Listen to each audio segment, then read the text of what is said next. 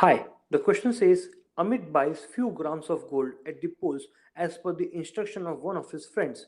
He hands over the same when he meets him at the equator. Will the friend agree with the weight of the gold bought? If not, why? The hint is the value of G is greater at the poles than at the equator. Let us write the solution for this. Now, as we know, the weight of an object on Earth is given by W equals to mg, where m is the mass of the body and g is the acceleration due to gravity.